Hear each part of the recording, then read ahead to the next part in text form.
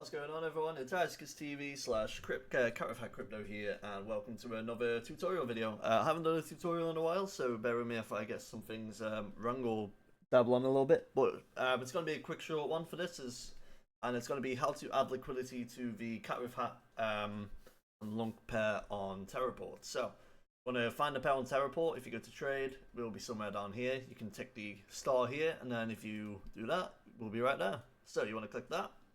And then you want to press provide, and then you have to have half of the long value of CatWifHat to be able to add some to the pool. So let's just say 10,000 CatWifHat. So for 10,000 lunk, we'll need that much, but it'll automatically, calculate all that. So you want to press provide, approve the transaction, and then that will add to the liquidity. So there we go. Now our value is $12.23 rather than 10. So there we go. Quick little easy tutorial. Thank you very much for watching. Peace.